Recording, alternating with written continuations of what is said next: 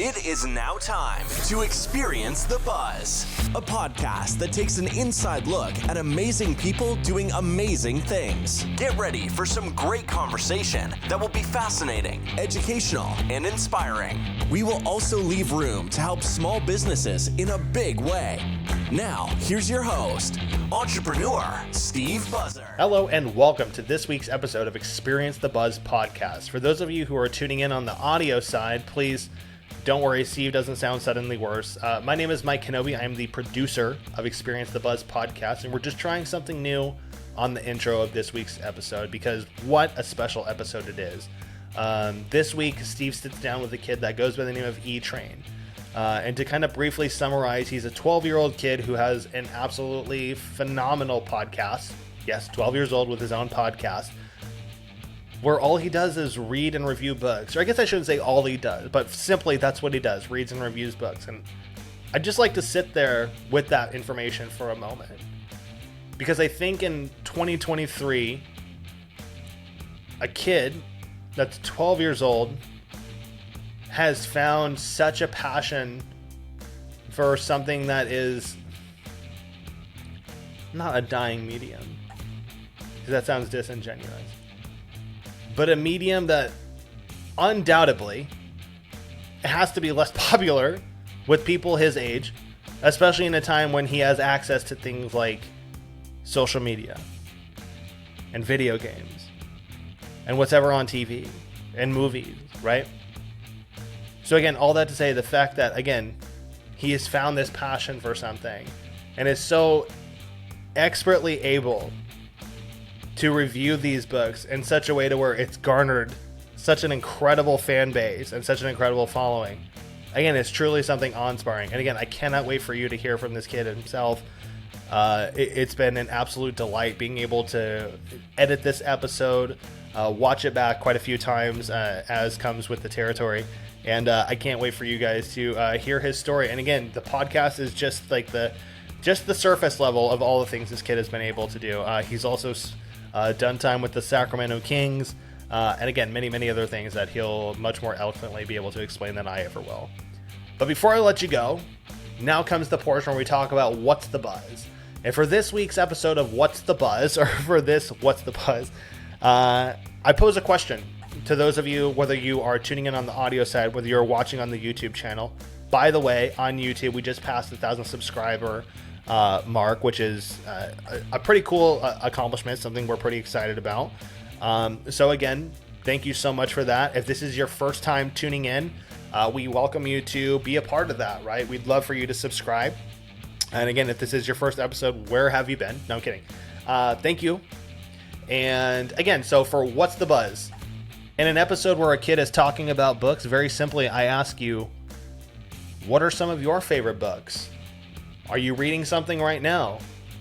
Whether it's Harry Potter, whether it's the back of the cereal box, whether it's another novel entirely, what are you reading right now and why? Feel free to leave those answers in the comment section down below or wherever those appear. If you are listening to this and you're driving, do not comment it right this second. That should go without saying. Wait till you're at a safe location. But again, feel free to drop that answer in the comment section. And if you want to keep the conversation fluid, something that we are actively trying to do with our viewing and listening audience, we ask that you hashtag us on social media with the hashtag Experience the Buzz podcast. Again, I thank you so much for tuning in. I can't wait for you to see this week's episode. Now it's time for this week's Talking Story.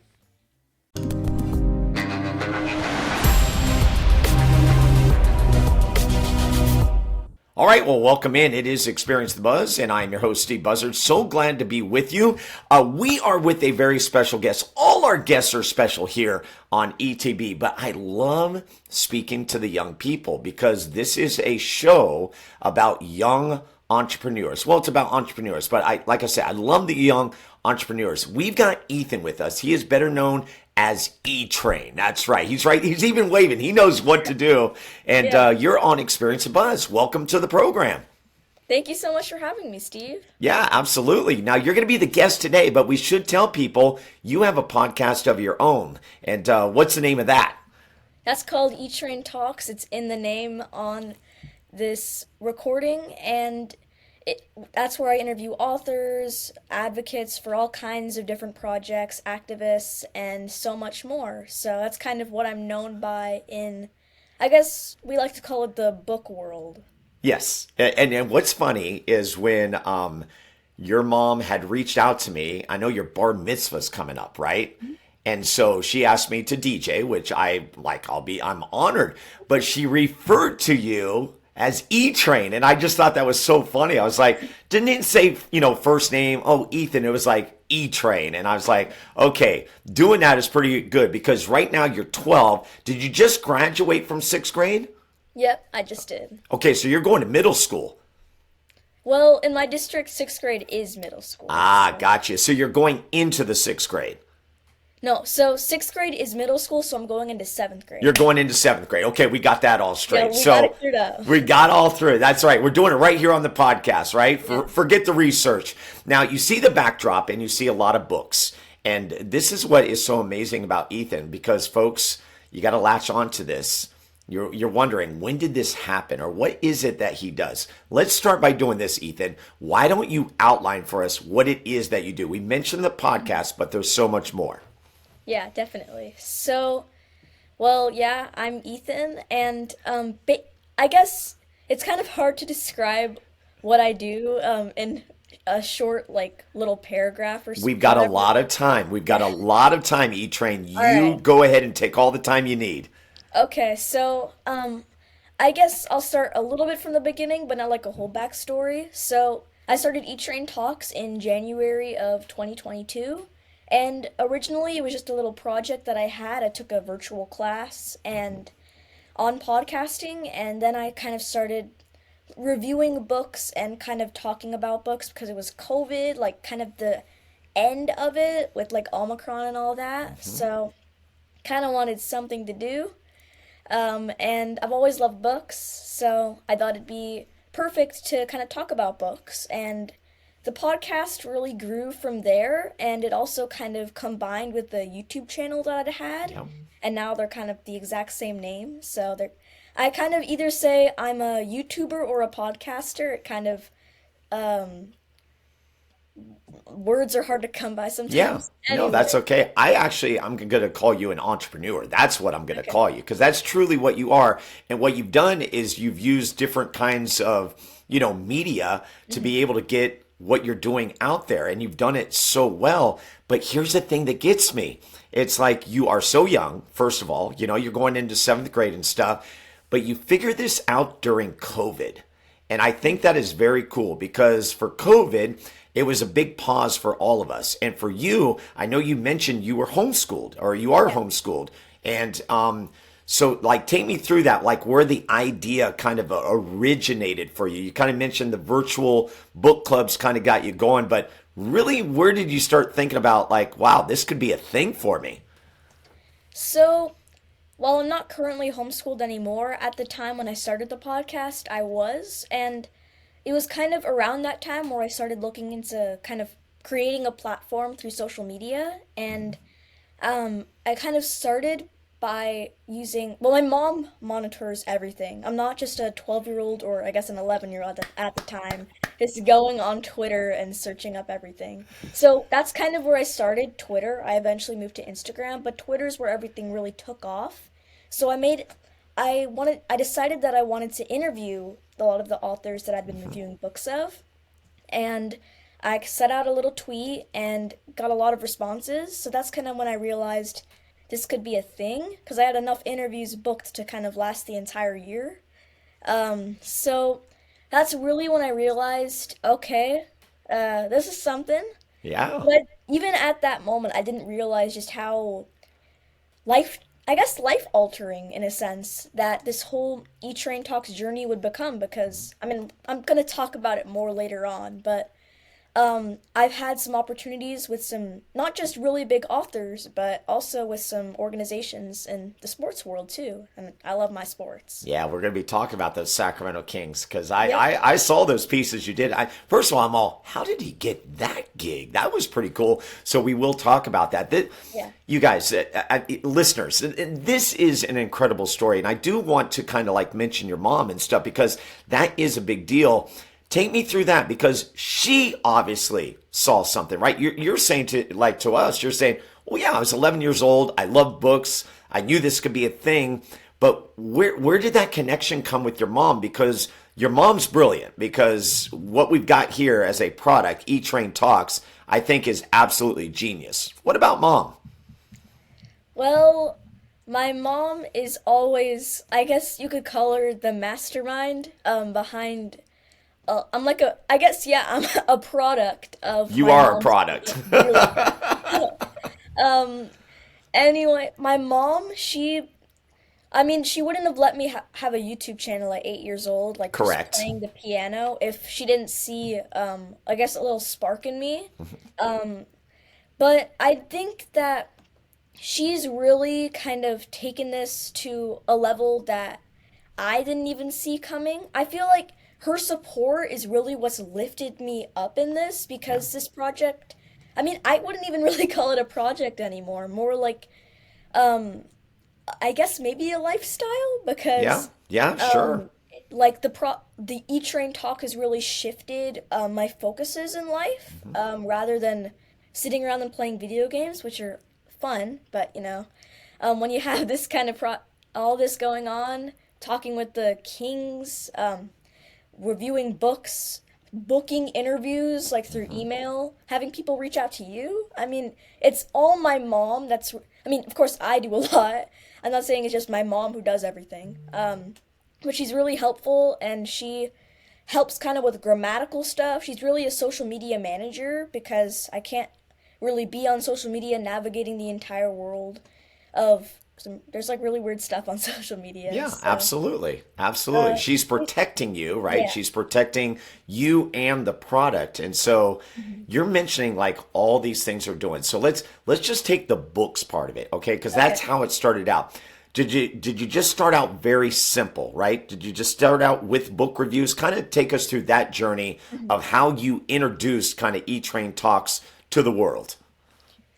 Well, I didn't necessarily introduce it for like a little bit when I started reviewing books. So I had this YouTube channel, and the only people that really watched it were like my mom's friends or family. But so I had started reviewing books for library book clubs. For school, I guess I'll have to take it back, rewind a little bit. Rewind it. Yeah.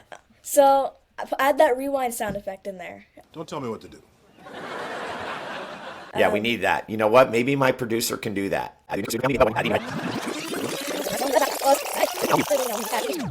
Yeah, do it. So, I had a school project in 4th grade where we were supposed to review a book, every book that we read. It had to maybe just like a paragraph or even a sentence or two. And that's kind of when I realized, like, at some point in the school year, I went from writing like a couple sentences to paragraph upon paragraph, and that might have annoyed my teacher a bit. But anyway, that's when I kind of realized I'm kind of good at this. And with the YouTube channel that I'd already had, plus now, fast forward a bit, I'm homeschooled. I have a lot of time on my hands, along with everything that I'm learning.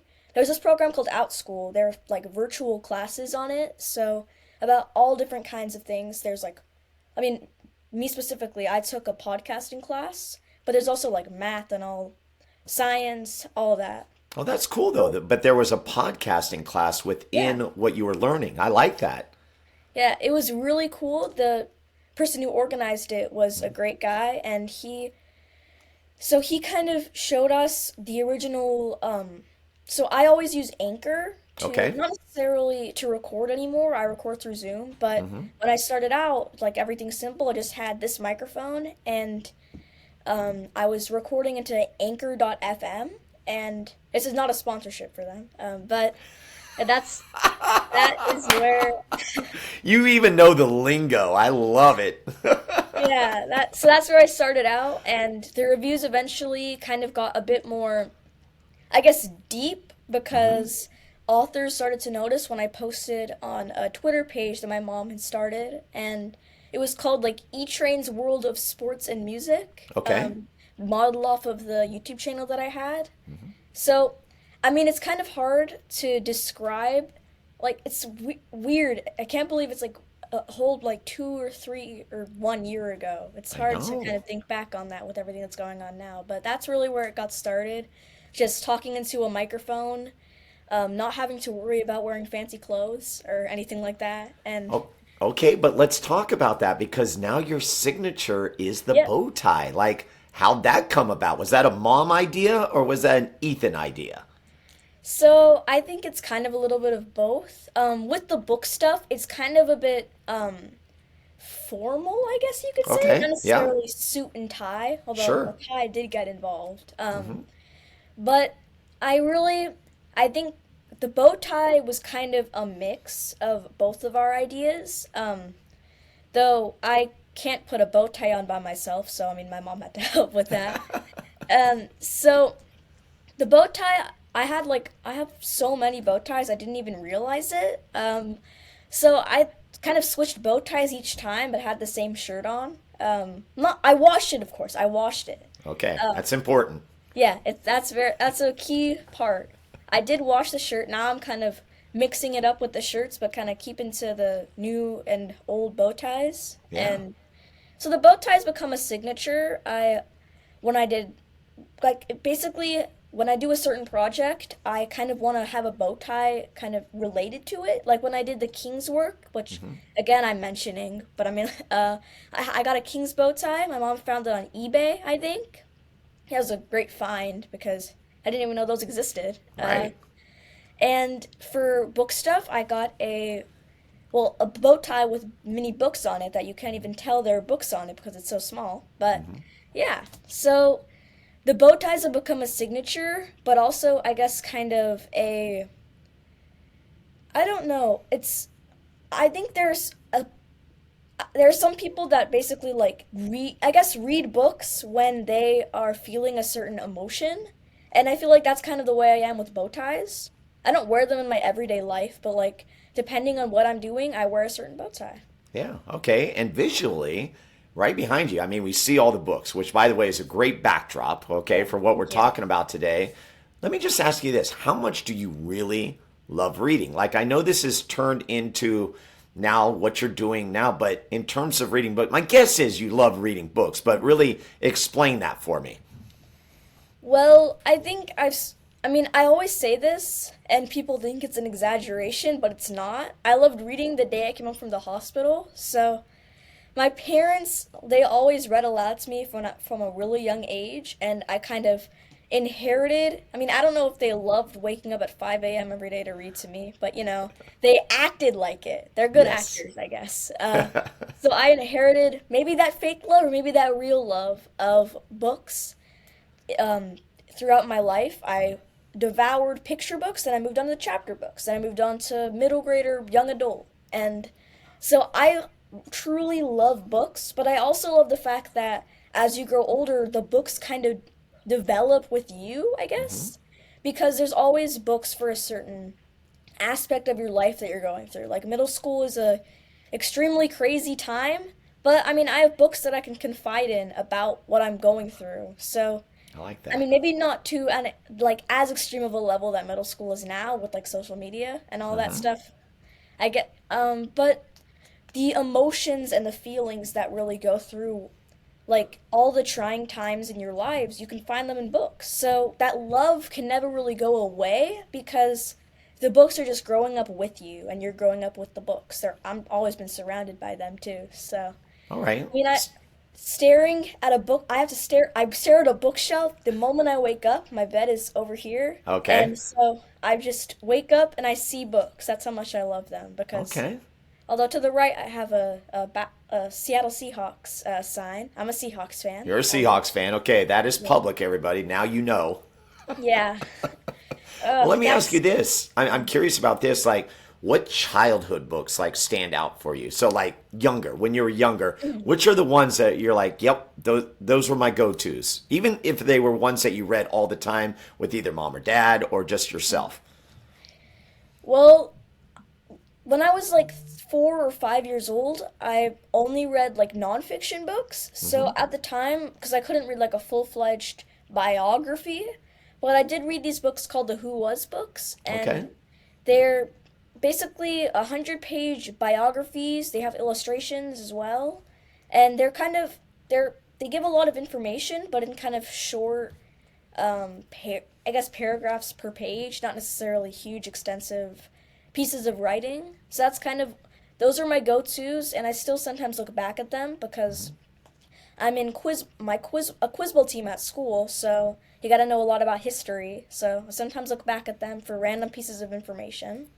But if I go a little bit younger, my parents read to me Dr. Seuss books, Yep. and those were kind of a household staple. But I never really read books over and over again now, so I can't really say anything about childhood books within the last 3 or 4 years that I've reread over and over again. Yeah. Though there's also the Percy Jackson series that really got me into mythology. It's books that really, I guess, because we all have phases in life. Absolutely. I think that depending on the book I read, that's going to be like a phase I'm going through. Like if there's some kid who's always yelling at things, I'm going to yell at things. And if there's a kid who's obsessed with like coding, then I might be obsessed with coding for a couple days, then be like, this is too hard, I'm going to stop now. Yeah. But yeah, there's so many childhood books. I mean, I'm still in my childhood, so I might even find more of those books that I could have answered like tomorrow. Right. But I might have another favorite childhood book. But you're almost a teenager. It's I almost am. happening. It's Yeah, a getting little ready for scary. that phase. Stop bringing that up, Steve. I know. Sorry about that. Hey, I was okay. thinking as I was preparing for this interview, it made me think of like the books that I used to read when I was your age, and it's funny. I tapped right into it. So I was Encyclopedia Brown. So this is kind of going back. Yeah. It was kind of a mystery. And what's weird is I remember I would have a showdown with my friend who was a girl. She would read Nancy Drew mysteries, and I would do Hardy Boys. And that actually was a TV show, but they had books. They had all these books, Yeah. and they were mysteries and stuff. And so we challenged each other during the summer to see how many we could read. So it was kind of fun to just like tap back into that. And now I read books that are, have to do with what I do, that kind of thing. So they're a little bit different. C.S. Lewis, I love C.S. Lewis. I'm into that and everything. So it's just good to see. So as I see all those books behind you, and like you said, you wake up to those books, how do you pick your books? And what is your pace of reading a book and how long it might be? And I know books are, different pages and stuff, but kind of give me an idea of what your pace is, of how you select books, how long it takes you, and then you do a review. Well, as the podcast has grown, as E-Train Talks has grown, I have a lot of authors requesting their books be read, so that's kind of, I can shift the computer over a little bit. Yeah. That's my to-read stack. Oh, If you look close enough, that's actually 2 stacks of books. yes. So that's kind of taking up my, I gotta shift that back. Look at that. Get to-read. them centered. Get them Yeah. centered.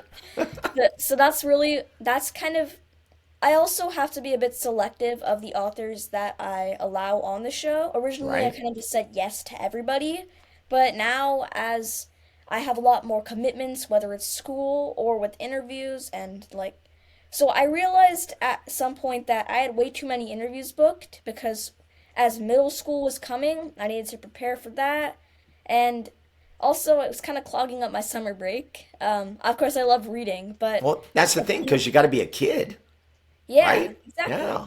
So I've been a bit more selective of the books that I read, a bit more picky. So I have about, I'd say maybe 4 interviews a month. Though during summer break, I think it's going to ramp up a little bit. I'm still going to Okay. have time to be a kid and all that, but I do want to take advantage of the time that I have. And in public school, I guess you have no summer homework except for like math, so that's nice. Okay, so I just got to ask you, as a 12-year-old, soon to be teenager, when you look at that stack of 2 reads, does it stress you out, or how does that? Like I'm looking at that stack right now, and I'm like, oh man, that's a lot of books I got to read right there. What about you? Yeah. I think that it is kind of it's a bit stressful. I mean, I love reading, but even if you love reading to the end of the world and all that, I mean that there's like 30 books in there. Exactly. And I mean, do have a little bit of leeway because they're the ones asking to be on my podcast. I didn't Right. ask them to come to me. So I have a bit of leeway, but I mean, I still have to get all those books read. And Right. every week I'm receiving like 2 or 3 more and it just gets taller and taller. Of course, so getting to the pacing question of reading, I think it really depends on location. So when I'm at the beach, I was just in San Diego a couple days ago. I read like 3 books, 300-page books in one day. But like if I'm at home on the couch, I don't read particularly fast. And it really depends on the genre. If you get like a book kind of like mystery or I guess fantasy, I can read a lot quicker. But if there's genres that like build up to the excitement. So it drones on and on. Finally, you get on like page 200, something interesting happens. Gotcha. No offense to all the authors who like to write that way. You guys are great. But yeah. So the pacing is never really a set pace. I think it really depends on the mood that I am in, or it's a lot of factors. Time, location, mood. It sounds like I'm writing a book, except it's my life. Right. It definitely is a part of your life. And in fact, a reset for everyone out there. This is Ethan. He is E-Train Talks. That's right. And he is joining me. And it's a lot of fun just to be able to talk about this. I am very amazed at how well E-Train is put together in terms of what he's doing, okay? And it's impressive. And there's so much more here that actually we haven't uncovered, but we will uncover. We've already mentioned the Kings, but he also does public speaking. We mentioned the interviews that he does. He has the podcast, so he knows the podcast world. He's in it. And so I really want to express out to young entrepreneurs there, this is a great example that we are looking at right here, folks. And Ethan, I really want you to speak to that because it's very cool what you have done. And so when you think of other young kids, and yes, you're trying to live a kid's life, and it definitely looks like you have a schedule and you are busy. I also see that it looks like you really do enjoy what you're doing. But speaking, this is me as a teacher going, kids, this is how you need to think. You need to think you are drinking from a coffee cup. I absolutely love that. What are you drinking? Water. Water. Okay, just water. Yeah. But I mean, Ethan, talk to that. I'm sure your friends are amazed, but the fact that you have this entrepreneur mindset does blow me away. It's impressive. Well, I've never really thought of it as an entrepreneurial mindset. I've mainly thought of it as just doing something that I love. Which, by the way, Ethan, can I tell you? Yeah. That is exactly what an entrepreneur is. It's doing something you love. When you go, this is work, it's really not. And so you're right in it. So first, I kind of want to elaborate on the mug. Yeah, please. So my mom. This is for the visual people out there on the YouTube channel. So my mom well, she didn't necessarily make the mug. She just went on Shutterfly and she kind of placed a picture of, so one of the original pictures that I took in when I first started my podcast. So she placed it on a mug, it arrived, and I've been drinking water out of it when I'm thirsty in interviews ever since. I love it. And by the way, it is a very iconic photo. It's on the website as well. Yep. And we'll be dropping that, etraintalks.com. That'll be in the show notes and everything. But again, back to that. So, you never thought of it as being an entrepreneur, but truly you are doing what you love. But what about like your friends around you? Is this something like, do you encourage other friends like, yeah, this is pretty cool, you should try it out too? Maybe not the book thing, but the idea. Well, I mean, I would love to say that, oh, everybody, you should be entrepreneurs and stuff. But I mean, it's middle school. The school I go to, I'm not really going to say that because... Yeah, don't have to. No, we just know you're going to middle school. Yeah, I'm going to middle school. And I mean, I think I'd be kind of publicly shamed if I was talking about, hey, everybody, you guys should be entrepreneurs. Gotcha. Maybe I could word it a bit differently. Although, my school news show, I guess you could call it a news show, they, I guess, made a segment about it on it during the school, earlier in the school year, I guess, earlier in last school year, because the school year's finally over. Yes. And so I think that I want to do everything I can to kind of instill that entrepreneurial mindset, as you word it, in other people. And I think that kind of all starts with the passion. So I've been trying to kind of demonstrate that passion that I have through all, I guess, the teasing and stuff like that.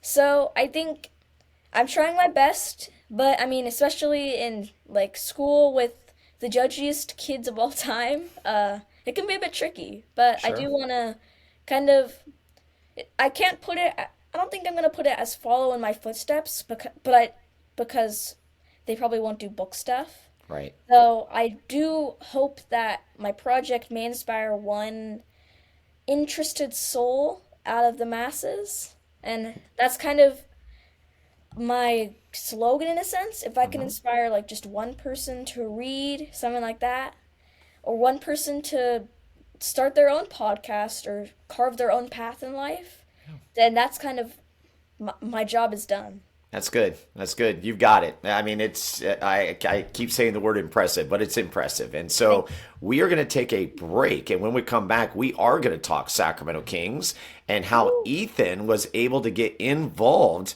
with interviewing players. It's pretty cool. I think it's every kid's dream. It was my dream, and I'm sitting here at 54 years of age, and I work for the Sacramento Kings. I kind of did those things, but not in the way that you did. I think it was pretty cool. We're going to talk about that. We're going to talk about his public speaking, and we're going to talk about his other talents. This guy is quite the musician as well. And then maybe talk about the future of what is ahead for E-Train Talks. Don't go anywhere. This is Experience the Buzz. We'll be back right after this as we hear from our sponsors.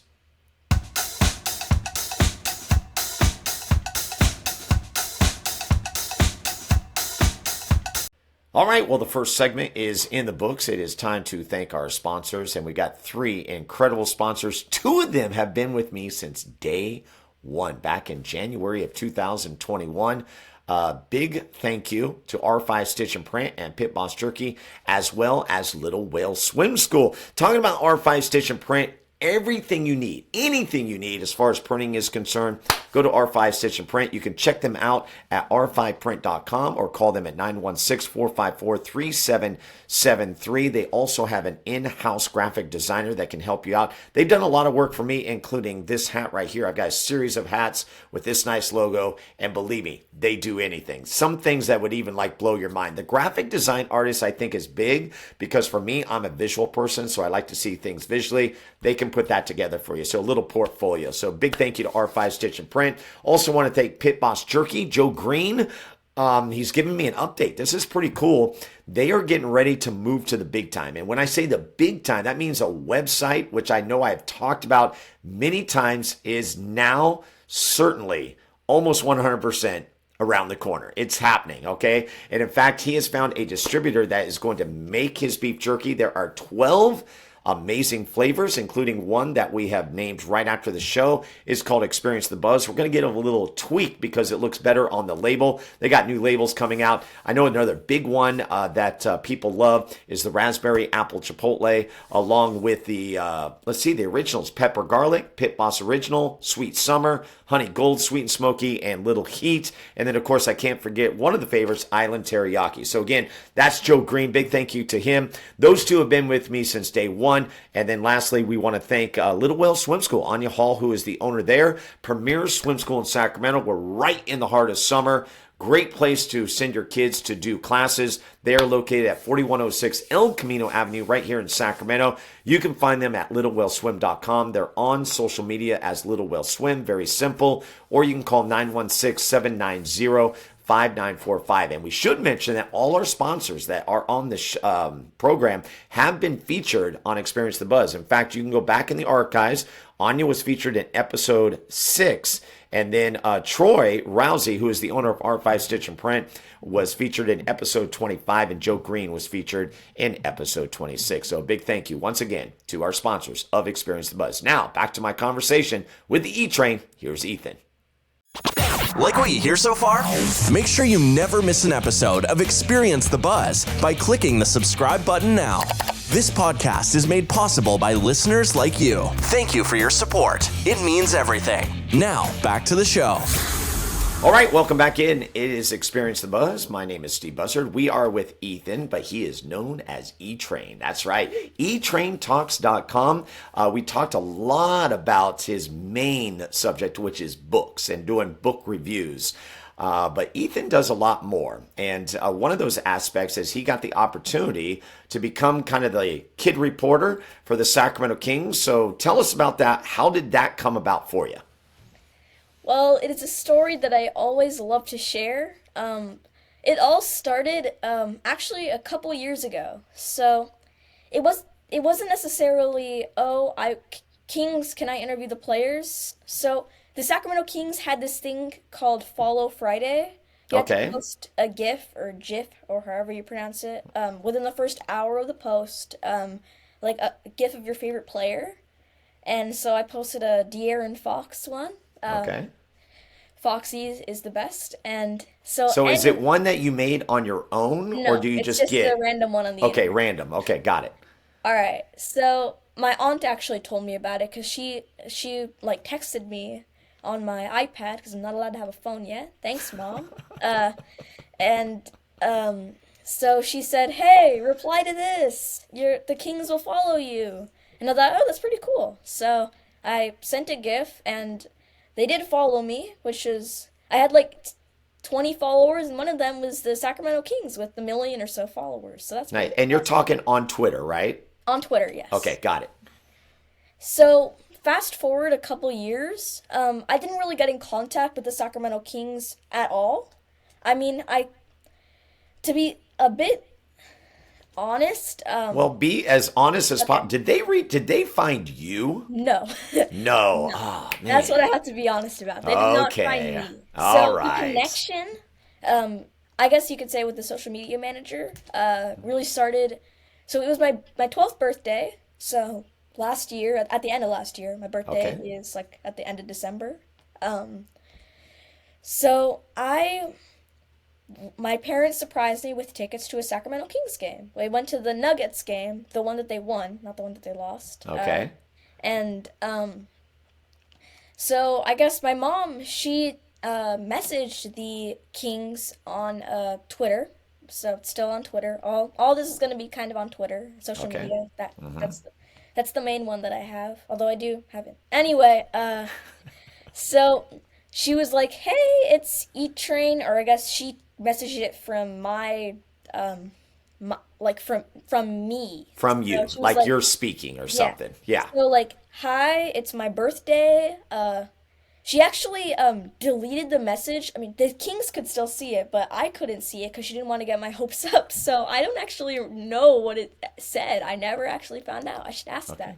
Yeah. But it was something like, "Hey, it's my birthday. I'm at a Kings game. Anything you can give, like a gift or something?" Yeah, So, right. Like, something. yeah, it's your birthday. Come on. Like, what are you Right. doing? So, anyway, so it turned out it was Nikki. Nikki Nicholson is the person who responded. She's the Okay. King's social media manager, and she was like, "Sure, we can bring a gift. What's your seat?" and all that. And I was like screaming in the middle of a Kings game when we were down by 20 at the time, and everybody was like, "What are you doing?" So, You're a fan. yeah.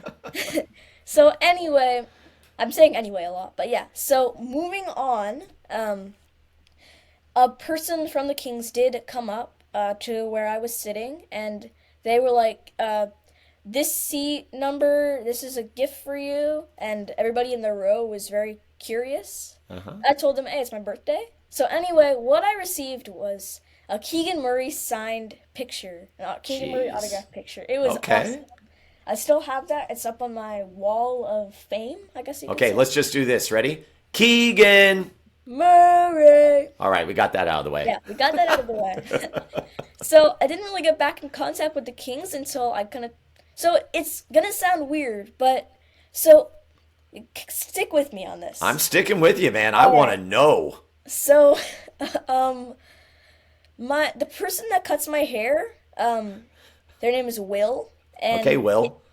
And so he actually works on so there's this newspaper, or I guess magazine or something, that's called the King's Herald, and they write all about the Kings.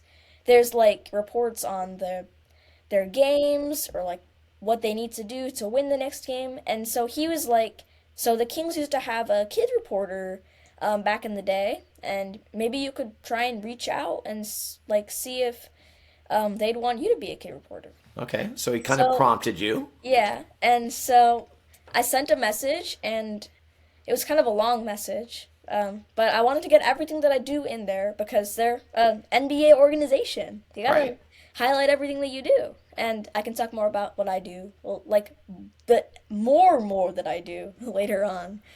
And anyway, I'm saying anyway a lot. I gotta get that out of my head. Get that out of your head. Come on, E-Train. Okay. Yeah.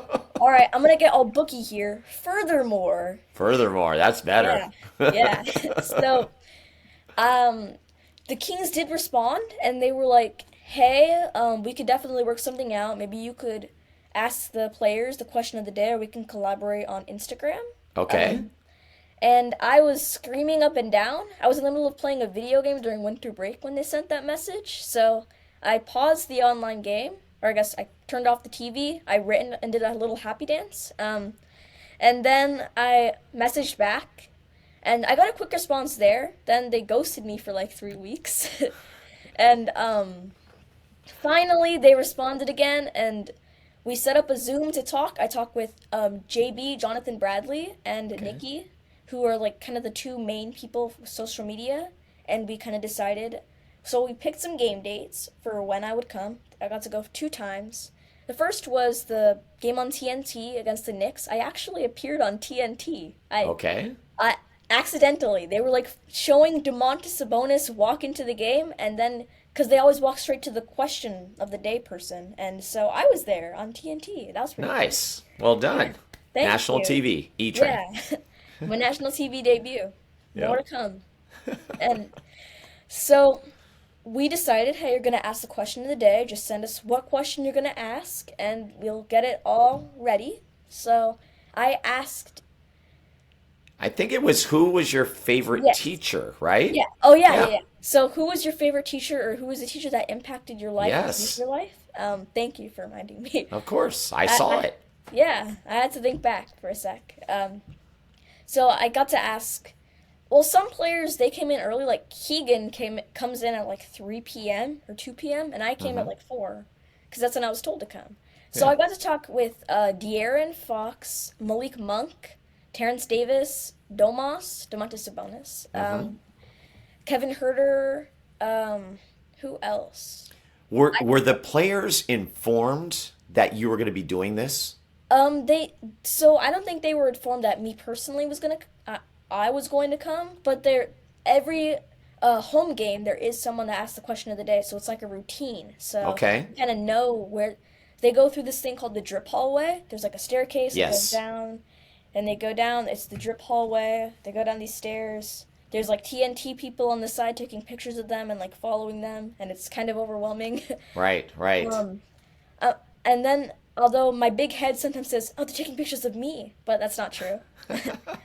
But E-Train, here's what I liked. When I saw those, your composure was very good. That's not an easy thing to do. And I also like the fact that I felt like the players were very responsive to you, right? Like they could have, we don't have time to do this, don't want to do it. They gave you the time and gave you nice, like clean, honest answers. So you did, and I think that had something to do with your composure of being able to ask those questions and kind of stay in it. And of course, you were dressed very nice, right, with the Sacramento Kings bow tie. Yeah. And so you did a good job on the first run. The second run, what was that question? I do forget that question. So, what was your favorite book of all time? And the second one, that's right. That's one that I'm excited to talk about. So it was a little bit different. So I still asked the question of the day, but it wasn't necessarily to the players, actually to the personalities. Yes. So I was able to ask the first question at the pregame press conference to Mike Brown. That's right. Yes, I remember that. And he said his answer was like a Dungeons and Dragons kind of book, which is pretty cool. I didn't know he was as much of a nerd as me. The coach of an NBA team is nerdy like me. Hey, we all have the inner nerd. It's all there. Do. Yes. So, I think he was caught off guard a bit because I didn't even say, "Hi, it's E-Train. I'm asking the question of the day." I was just like, "What's your favorite book of all time?" Yeah. And so he did answer, and it was very, it was kind of that's really when the whole experience kind of caught up to me in a sense. Like that's when I fully realized, wow, what I'm doing is amazing. Right. And I mean, again, you're doing something you love. Yep. And I know you like sports, so that I was like do. it was right down your avenue. My question is, you only did two, right? Is that what you're saying? So I only came to the games twice, but the second one was really memorable because that I got to talk to a lot more people. Uh-huh. So I'll just kind of say who I got to talk to. So before the press conference, I talked to Mark Jones, who, for those who don't know, he does he's basically the play-by-play usually on Yes. Kings games. When he's in Sacramento Yep. and not all over the nation. Yeah.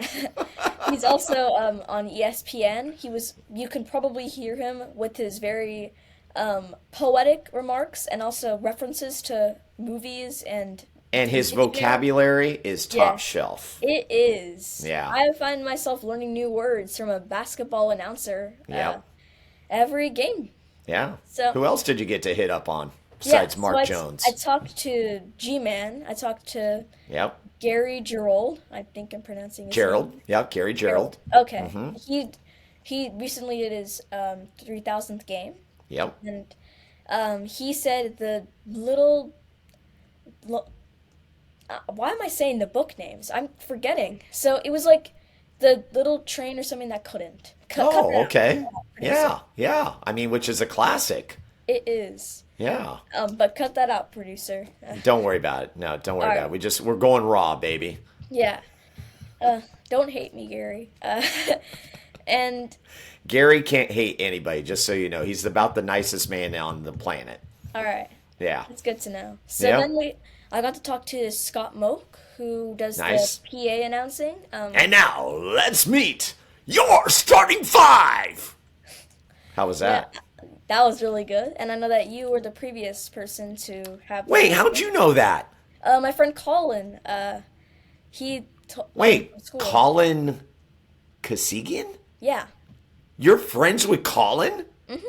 Who, by the way, had a podcast and interviewed Yeah. me for Ballin' with Colin. Mm-hmm. And he's at my camp this week. This is a small world moment.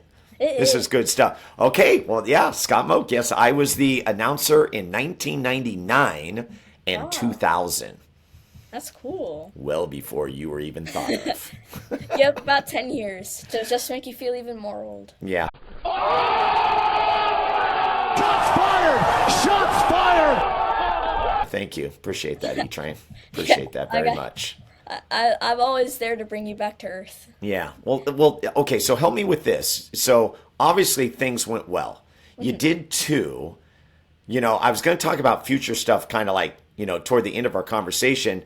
But I have to ask you: did they say, "Hey, this is something we'd like to do next year" or whatever? They did. So I'm not really. There's not really a ton of information that I actually have. Okay. But they were like, yeah, we'd love for you to come back next season. They're gonna give more details towards the maybe around the preseason. Yeah. Because they're focused on like summer league and the draft and all that. Which Understood. Yeah, But definitely here's the understand. deal. I think you would be a great addition. Like your audition, set you up for success, and it'll be cool because then you'll become more comfortable with the players, and I think things could just go. It could go many different ways. So I think that's great. So that's an awesome thing for you. So kudos, way to go, E-Train. All right, so I want to talk about your public speaking too, because obviously with this podcast alone, and for people that do follow you, you are very well spoken. Where do you give credit to on that? And do you like public speaking? Because yeah, you're doing it here, but you do it in front of audiences as well. Like I know you go to a lot of schools and get up in front of people and talk. So take me through public speaking. So my mom and dad were both communication majors in Nice. college. So Nice. I think their kind of combination. My mom wasn't necessarily huge public speaker, but my dad really was. So my dad actually did a lot of sports radio in Portland and Seattle. He got Oh, to nice. interview Michael Jordan actually, which is Let's pretty cool. go. So he he really had that experience. It wasn't necessarily a podcast, but you could kind of call radio a podcast. Well, yeah, Sorry it's if like all kind the of the radio. old version of what, yeah, a podcast would be now. I think that's fair. Sorry if I disrespected any of you radio No people, disrespect. but okay. No disrespect. Yeah, so he kind of had that he's in this kind of niche that I have. He understands it and he's able to help out with a lot of the work that I'm doing. Yeah. But public speaking, I've always loved public speaking. To answer that question, I love speaking in front of people and I'm really good at it, I guess. I mean, I have a popular podcast, so that must be some There you go. reason. That's some indication. I mean, can I ask? I mean, I should have checked this, but like, you know, how many followers do you have? What's going on? All right, so I hit 4,000 followers on Twitter. Get out of On town. let's see, it was Friday, I think. Yeah, it was Friday. Friday? Yeah. Okay, that's a big accomplishment. And on Instagram, I have 1,100 followers. Okay, that's nice. And on TikTok, I have 1,400. Yeah, my On mom uses TikTok? TikTok. How's the YouTube channel? Oh yeah, YouTube. I'm 10 subscribers away from 300. Let's go. Let's go. Yeah. That's good. This is great. Yeah. Yeah, so you're well on your way. Okay, so we got speaking, we got the Sacramento Kings, we're doing books. I also know that way to go, mom and dad, because you giving back. You are already in a position to give back. Can you describe that for people? Because I think this is probably, for me, is the best part of all this, that you have figured out this piece, because I think it's the most important.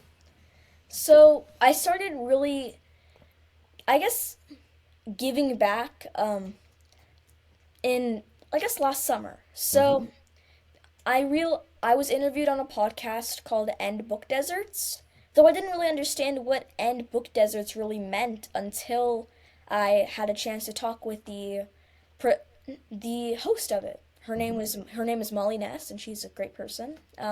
So a book desert is basically an area where books are very scarce, and some examples of these are Title I schools, Okay. or places where there's not necessarily huge reading proficiency percentages. And I mean, I've always been surrounded by books, whether it's at school or especially at home.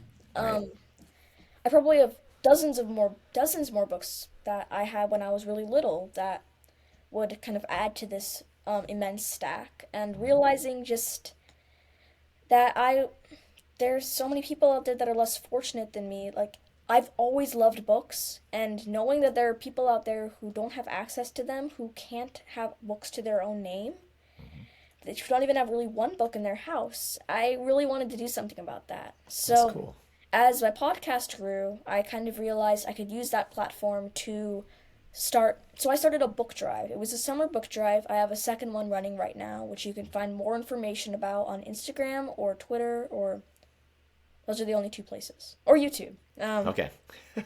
And I ran it through Amazon. I created this wish list. I put a lot of my favorite books in there, but also books for all ages, whether it's young adults, middle grade, picture books, chapter books, anything that people could.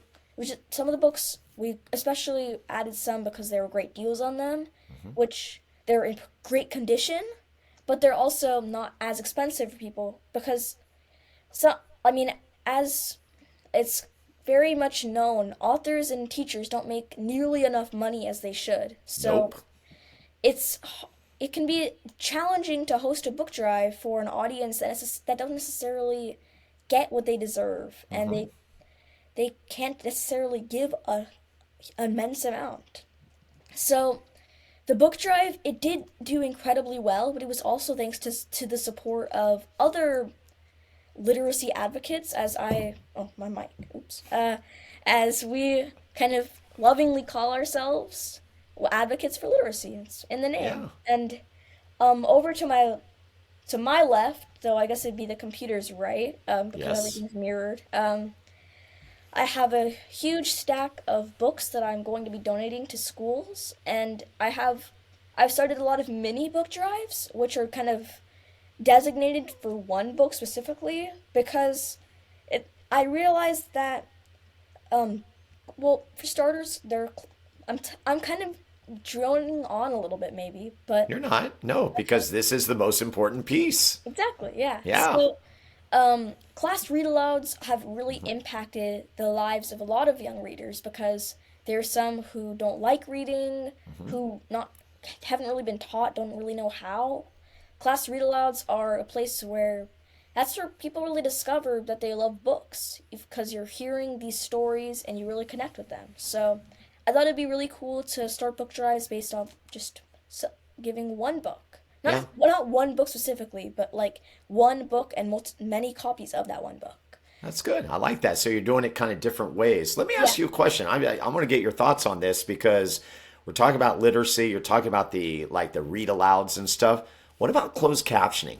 Because it's interesting because closed captioning, I've heard a stat on this. Usually people think closed captioning is for old people. Okay, that's kind of the stigma. But what I've heard is that if you put closed captioning on at a young age, it actually really accelerates someone's ability to read. Have you heard that same stat?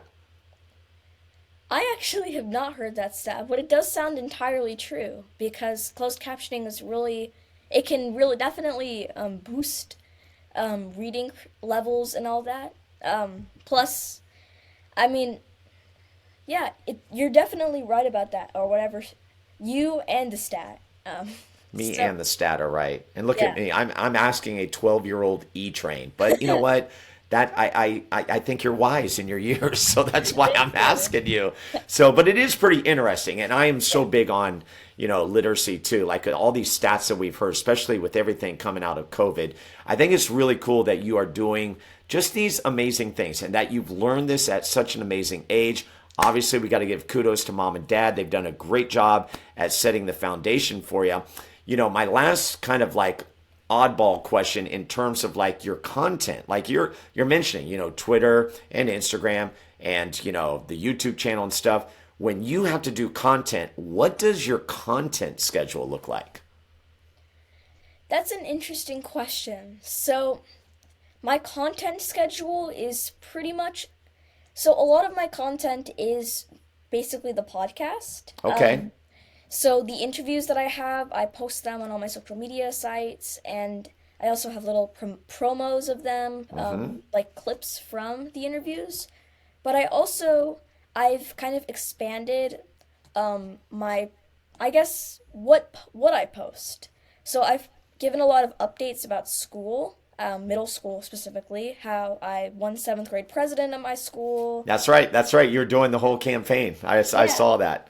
So I did win, which is very exciting. Oh, you did win. Way to go.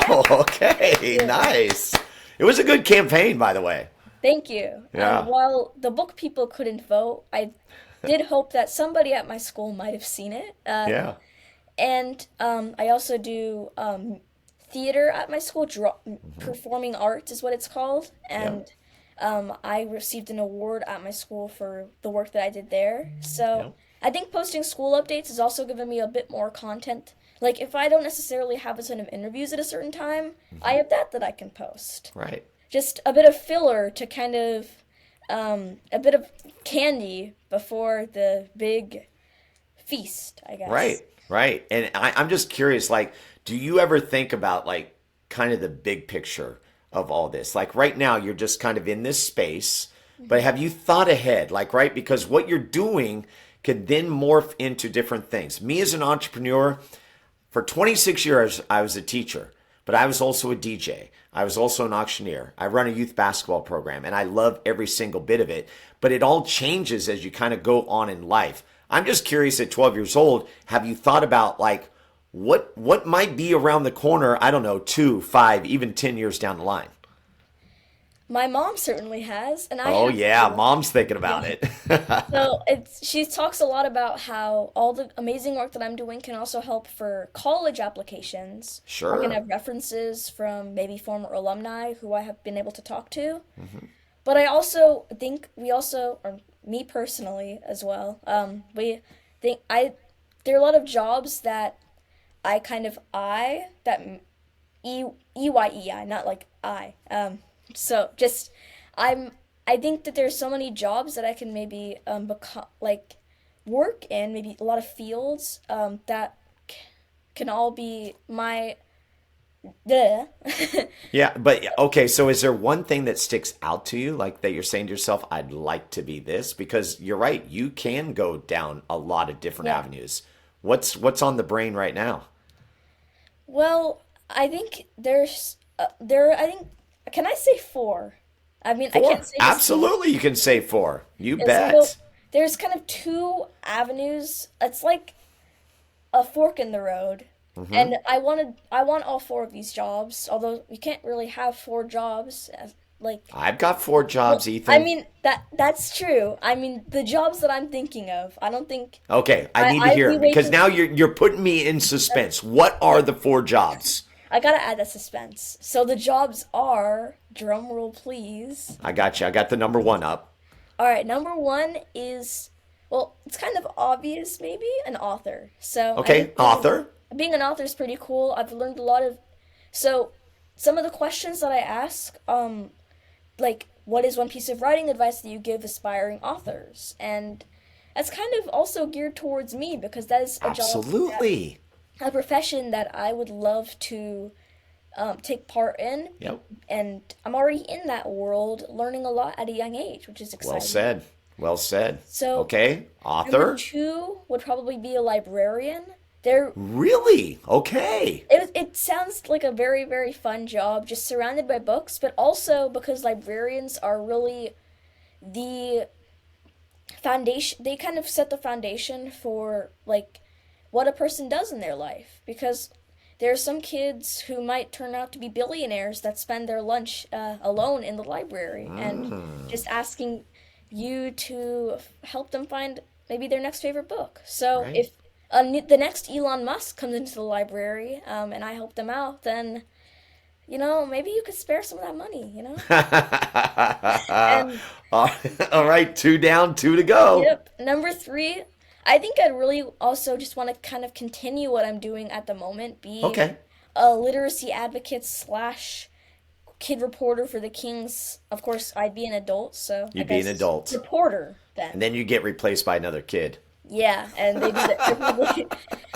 I'm gonna be like, back in my day, I did the exact same thing as you. There you go. and- Okay, I like it. And I'm curious what number four is. Number four, I think it's been one of my jobs that I've really wanted to do for a long time in my life, because I know a lot of kids that are like, oh, I want to be a policeman. Oh, I want to be a basketball NBA All-Star who wins 20 championships. But I mean, I want to be that too, but I mean, that's probably very, very, very unlikely. So the next closest thing, not really, but somewhat close, is a journalist. A journalist, okay. In So- the sports world, do you like the sports thing? I think doing it in the sports world would be really, really cool. Although just being a journalist in general would also be exciting. So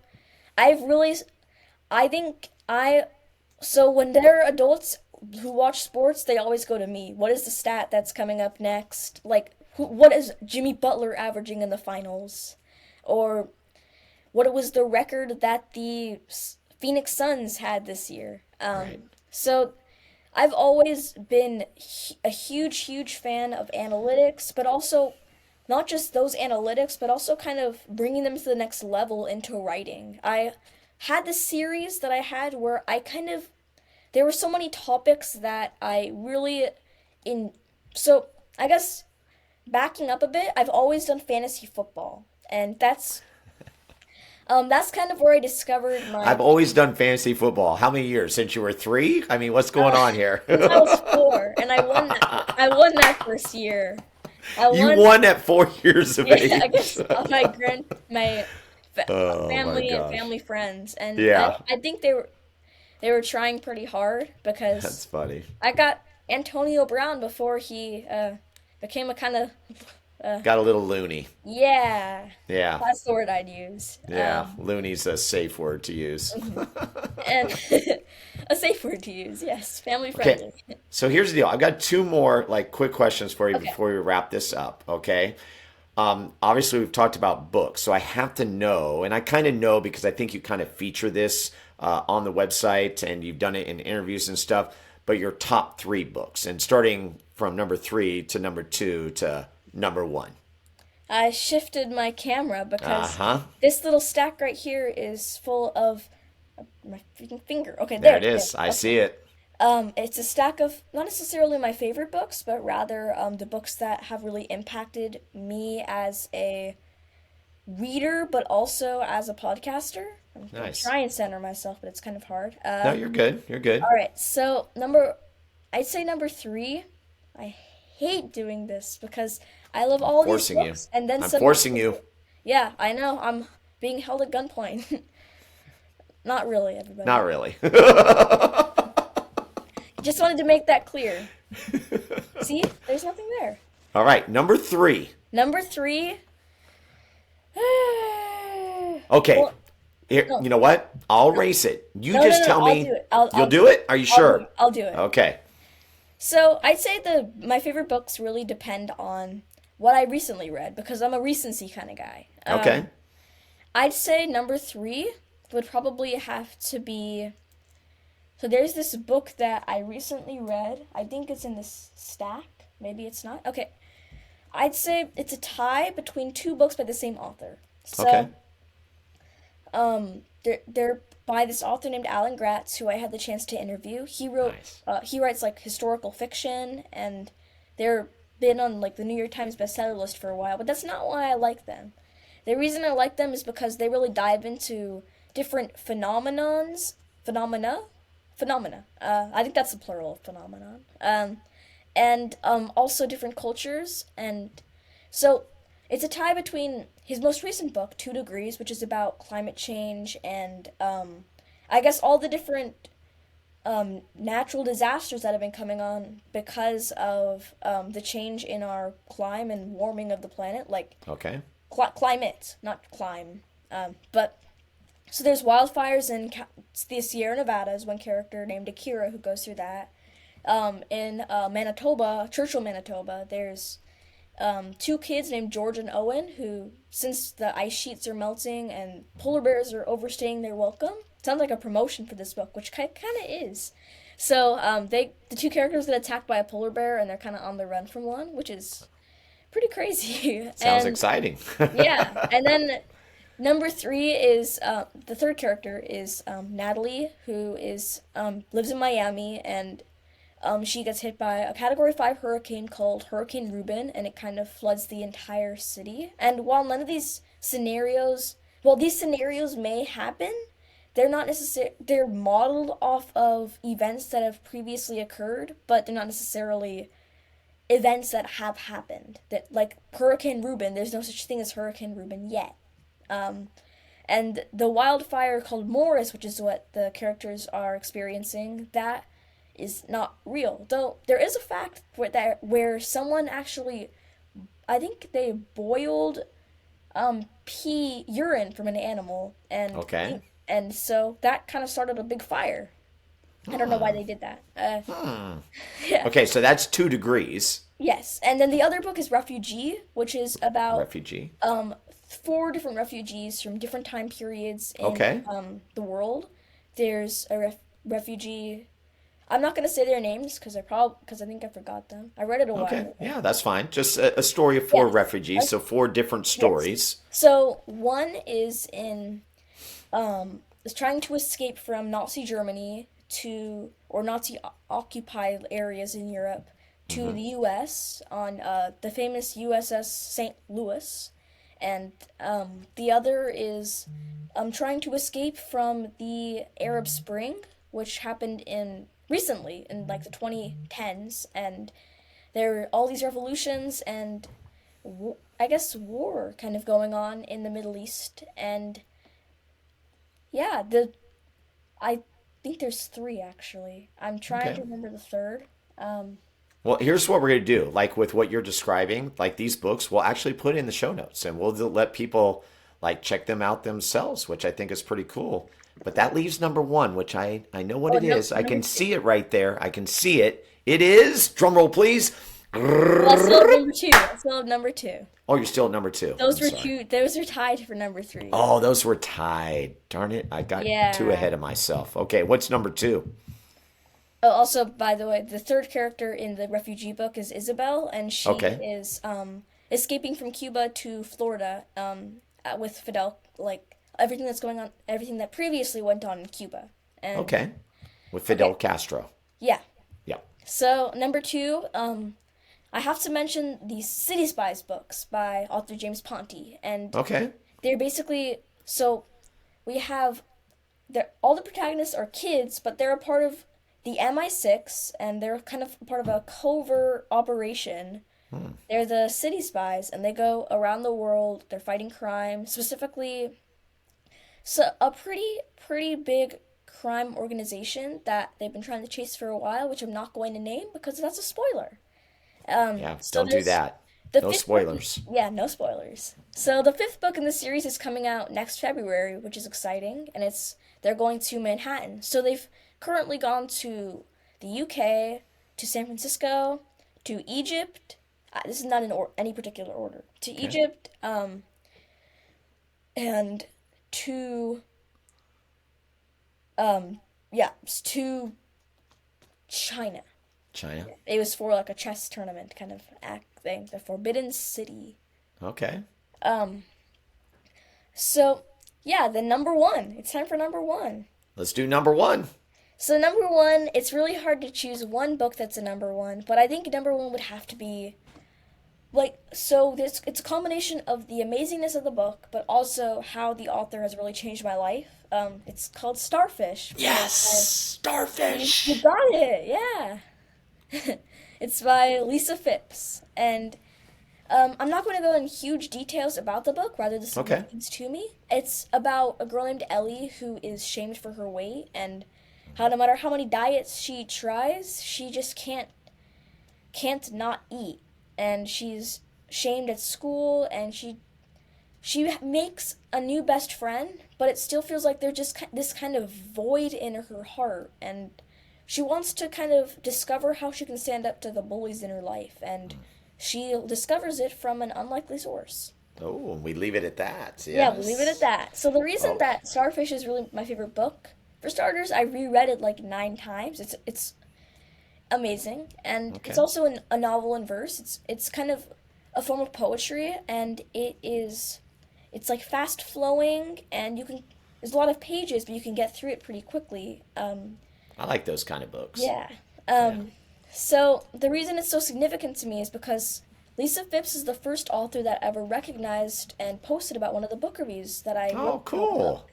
So she she put the post in her Instagram story, and it was in late 2021, and she also sent me so there are these things that people put in books called book plates. It's kind of like a sticker in a sense that is, I guess, created and built for the book, and so she autographed that. It was the first well, actually the second autographed book that I ever received, and it was very special to me, and I actually had the chance to interview her on my podcast in July or so of last year, which is very cool and kind of a full Nice. circle moment. So yeah, I love it's my it. top Well- 3, but I think that I can't really. That was a very hard question, and I've always asked like number 1, but top 3. No, but when you do countdowns, Yeah. you got to start from the bottom and work your way up, right? Yeah. Yeah. So see, I tricked you. Not tricked you. Yeah. It's just a different way to do it. I think the Yeah. proper way to do it, right? It gives us suspense. It does. So here's the last question. We are wrapping this thing up. Did you have fun on the podcast? I did have a lot of fun on the podcast, and before I leave, there's one more thing, actually 2 more things I'd like to tell everybody. Please do. Yes. Yeah, so number 1 is, I'm actually, recently, earlier this year, I received an award, which is like, it's kind of looks transparent, it's glass. I see it. Yep. Yeah, so it was the Teen Book Hero Award, the inaugural at a gala in Provo, Utah, where I received it from this an organization called Teen Author Boot Camp, or I guess Writers Cube, which is like, it's kind of like Google, but Alphabet Inc. is the creator of Google. So it's like that in a sense. Okay. So anyway, I was very, very honored. I received awards at school, but that's like a school award. Like an actual award was very, very exciting. And the Teen Author Boot Camp is actually, they all hold a very special place in my heart because they helped me organize I got to talk to an entire Title I elementary school called Dyer Kelly Elementary. And Yeah, I know I that got school. to come with a New York Times bestselling author, Stuart Gibbs, and we got to talk to everybody, and I was the one, I wasn't necessarily talking too long, but I was, I guess, the hype man for the author. Got everybody, all their clapping hands ready. Everybody rise up! Get fired up! Yeah! Stuart Gibbs! Light the beam! Light the beam. So, And what was the other thing? yeah, the final thing is be sure to check out all my social media. There you can find, and also my website, as Steve mentioned, etraintalks.com. That's where you can find all my interviews, everything that's kind of going on, not really in my book life, I guess. And also, so how, from everything where I have a monthly book review segment on Good Day Sacramento, so you can find those. Yeah, we didn't even get to talk about that, but yeah, that's definitely a thing. Good Day Sacramento, check it out. What else? And you can also find all my interviews. It's not just author interviews. So I also started kind of an initiative to talk with like kindness advocates or climate change activists. And I recently talked to a UNICEF ambassador for Goodwill, which was Nice. very cool. And I post, not necessarily post frequently because it's a website. You can't really post on a website, but I update my website frequently. There you go. With promotional pictures, like showing my next interviews of the month or all my interviews of a certain month. And I've got 3 more lined up for this, well, 4 more actually. And the highlight is probably well, I can't say any author is better than any other author, but I am very excited because I have 2 Olympic bronze medalists joining me, Maya and Alex Shibutani, who Nice. are very famous U.S. figure skaters who performed extremely well at the Olympics, and they're 2 siblings, and they wrote a picture book called Amazing, and it was amazing, so it really lived up to the title. Very, very good. Ethan, you're amazing. I mean, I'm just so impressed. And do you realize that we have been talking for 70 minutes, 1 hour wow. and 10 minutes? But it doesn't feel like that, does it? It doesn't, no. And that's the beauty of this podcast, is that we have this conversation. We don't cheat anything that you are able to say. And I'm glad that you were able to share as much information as you have with us. It really has been a treat to have you on. So, Ethan, I know you're going to do well. I don't even need to wish you good luck. I know it's going to be great for you. And of course, I'll look forward to seeing you at Buzzardball. I'll look forward to obviously DJing your Bar Mitzvah, which I know that's going to be that's going to be top shelf. Yeah, it is. So I look forward to that. E-Train, thank you for joining me. Thank you for having me, Steve. Okay. Subscribe to Experience the Buzz. Oh, thank you. I didn't even ask for the plug. I mean, this guy's got it down. I love it. Okay, we're going to take a break. And when we come back, I will have a final thought on today's amazing episode. Once again, Ethan, better known as E-Train. We'll be back right after this. Like what you hear so far? Make sure you never miss an episode of Experience the Buzz by clicking the subscribe button now. This podcast is made possible by listeners like you. Thank you for your support. It means everything. Now, back to the show. Well, I don't know about you, but to me, I am just mind blown. You know, we've had the opportunity to talk to many young guests on the show. When I think, let's see, we got Ian McVicker comes to mind. Stevie Maida comes to mind. We've had a couple of high schoolers, and then today we get Ethan, the E-Train, 12 years of age, soon to be 13, and just doing incredible work. It's all in the interview. I mean, I'm still sitting here going, I can't believe that just happened, and we talked for 70 minutes. But again, here on Experience Buzz, I never like to cheat an interview. So As we close, we just want to say, first of all, thank you. We are very proud of the fact that we just went over 1,000 subscribers. That happened last week, and so we are carrying on. And just want to invite you to just be a part of the community. If you love Sacramento, then you should be a part of this podcast and put it in your top 3 or your top 5 and listen to the episodes that we try to get out on a weekly basis, okay? Depends on when the guests come in, but I think we're going to have a pretty good run coming up here. In fact, next week, I'm so excited because everybody knows Leatherby's ice cream, right? Well, Matt Leatherby, one of the owners, and this family is absolutely huge. He is going to be joining me to tell me his story and being a part of this iconic family, and then also mentioning the fact that they got a new location that just opened up a few weeks ago in Folsom, just in time for a great summer of 2023. So that's going to do it for today. I am so glad you decided to join us and be a part. Of course, you can subscribe. I encourage you to share all of this stuff with other people, especially if you love Sacramento. I said it again, but that's all I got for now. Talk to you next time. Goodbye, everyone. Thank you for joining Steve this week on Experience the Buzz. Steve would love to hear from you. Leave a review or contact Steve directly with any questions at scbuzzard@gmail.com. To see the other adventures of Steve Buzzard, be sure to visit buzzardball.com.